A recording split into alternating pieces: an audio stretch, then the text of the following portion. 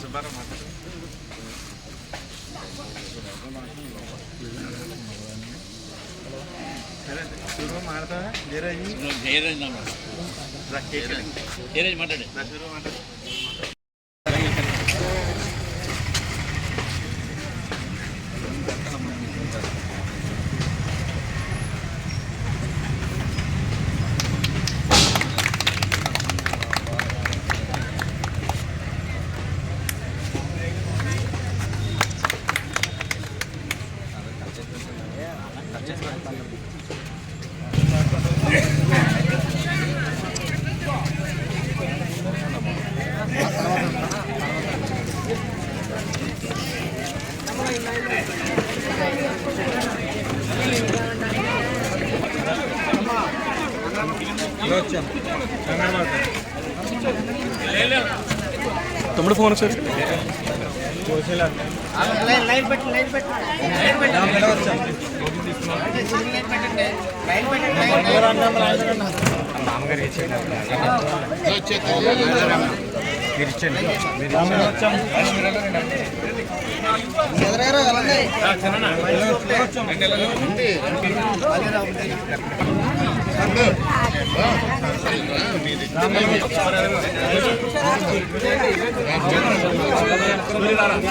చేతులు కట్టి పెట్టకూడదు ఇచ్చినోడు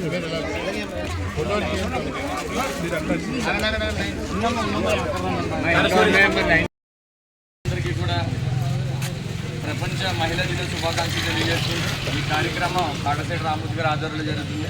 ఇక్కడ ఉన్నటువంటి పెద్దలందరికీ కూడా మా హృదయపూర్వక నమస్కారం తెలియజేస్తుంది. ఇక్కడ మీ అందరం ముందర ఆశలు అవడానికి ముఖ్య ఉద్దేశం ఏంటంటే ఈరోజు ప్రపంచ మహిళల దినోత్సవం. అంటే మనకి ఇదివరకు అంటే మనకి కొన్ని ముందు తరాల వారు ఏమైందంటే ఎవరైనా హస్బెండ్ చనిపోతే వాళ్ళతో పాటు సతీ సాగమనం అని చెప్పేసి హస్బెండ్తో పాటు మంటల్లో కాల్చి చంపేసే పరిస్థితులు ఉండేవి. అంటే మహిళలంటే చిన్న చూపు కింద ఉండి, మహిళలంటే ఉద్యోగాలు చేయకూడదు, మహిళలంటే ఇక్కడే ఉండాలి, మహిళలంటే వాళ్ళు దేంట్లో కూడా ఒక లిమిట్గా ఉండేది. అటువంటి చట్టాన్ని అంతా కూడా, రాజ్యాంగాన్ని అంతా కూడా డాక్టర్ బిఆర్ అంబేద్కర్ మహిళలకి సమానత్వాన్ని ఇచ్చి, మహిళకి ఉద్యోగ అవకాశాలు ఇచ్చి, మహిళలకి ఓటు హక్కునిచ్చి, మహిళలు కూడా తక్కువ కాదు అన్నింటిలోనే సమానమని చెప్పి వాళ్ళని మహిళల్ని ఎదరికి తీసుకురావడం జరిగింది. ఇప్పుడు ప్రతి దాంట్లో కూడా మహిళలు అనే వాళ్ళు ఎదరికి వస్తున్నారు, ఉద్యోగాలు చేస్తున్నారు, పోలీసులు ఆఫీసర్లు అయ్యారు, ఐఏఎస్ఐలు ఐపీఎస్లు అయ్యారు, మినిస్టర్లు చేస్తున్నారు, సీఎంలు కూడా చేస్తున్నారు. అంటే అభివృద్ధి అనేది జరుగుతుంది, మారుతుంది.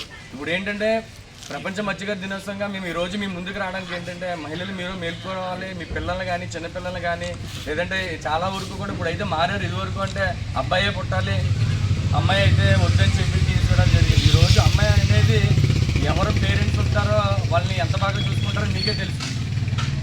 ఖచ్చితంగా ఆడపిల్లలే బాగా చూసుకుంటారో, అబ్బాయిలు అయితే కాదు తిరుగుతారని చెప్పి. సపోజ్ మీ దగ్గర ఒక 1000 రూపాయల జీతం మీకు వచ్చిందంటే దాంట్లో 1000 రూపాయలు మీ కుటుంబానికే ఖర్చు పెడతారు. అదే మగవాళ్ళు అయితే 200-300 ముందుకు ఖర్చు పెడతారు, అవసరమైతే ఫ్రెండ్స్కి ఇస్తారు, అవసరమైతే ఏయో ఖర్చులు చేస్తారు. కానీ మీరు కుటుంబ బాధ్యతలన్నీ మీదేసుకుని ఓర్పుతో సహనంతో మీరు ఈరోజు తీసుకుని వస్తున్నారంటే మహిళలే కారణం ఈరోజు.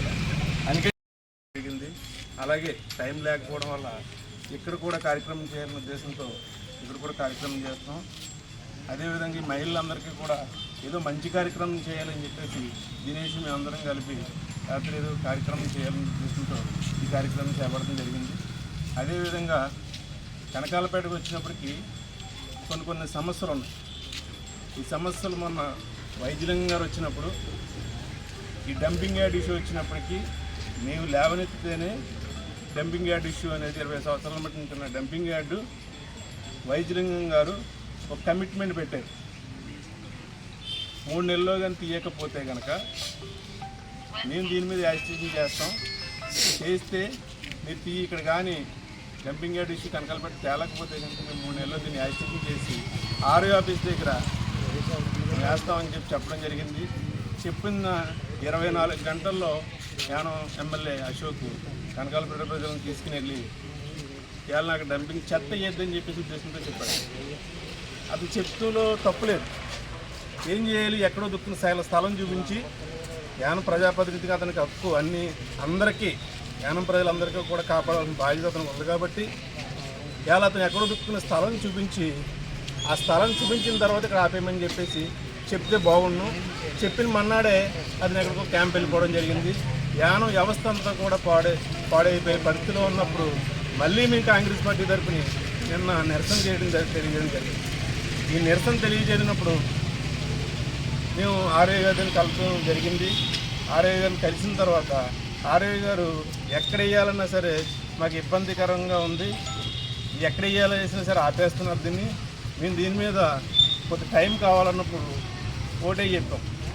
సరే వ్యక్తి పరిస్థితిలోనూ యానాభంగా తీర్థం అవుతుంది, యానం ప్రజలందరూ కూడా చాలామంది ఇబ్బంది పడుతున్నారు, ఇమీడియట్గా దీని మీద యాక్షన్ తీసుకోవాలనుకున్నప్పుడు వాళ్ళు మళ్ళీ కనకాలపేటలోనే యాద్దారన్న ఉద్దేశంతో డిపార్ట్మెంట్ ఫోర్స్ని పెట్టి మళ్ళీ ఇక్కడ తీసుకొచ్చి పెడితే మాకు ఇబ్బందికరంగా ఉంటుందనే ఉద్దేశంతో మీకు ఎన్ని రోజులు కావాలో చెప్పండి అని చెప్పేసి అన్నప్పుడు ఆర్ఏ గారు అన్నారు, ఒక 1 మంత్ మాకు టైం ఇస్తే మేము అక్కడ వేసుకుని వేరే సైట్ ఎక్కడన్నా షిఫ్ట్ చేస్తామని చెప్పినప్పుడు నేను ఒకటి చెప్పా, ఆ ప్లేస్లో వేయనట్లేదు, మా కనకాలపేట ప్రజలు ఇప్పటి నుంచి ఇబ్బంది పడుతున్నారు కాబట్టి ఆ ప్రజలు ఇబ్బంది పడకుండా ఉండాలనుకున్నప్పుడు ఒక పని చేయండి, మీరు అక్కడ వేస్తే మళ్ళీ జనాలకు నమ్మకం పోతుంది, అందుకని నా సొంత సైటు టోల్గేట్ దగ్గర 2 ఎకరాలు ఉంది, ఒక 1 మంత్ కావాలంటే మీకు ఫ్రీగా వాడుకోనికి ఇస్తాను తప్ప మీరు రిటర్న్గా లెటర్ ఇస్తే నాకు ఇస్తానని చెప్పాను.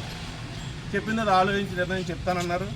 చెప్పిన తర్వాత దీన్ని రకరకాలుగా పాపం చేస్తున్నారు.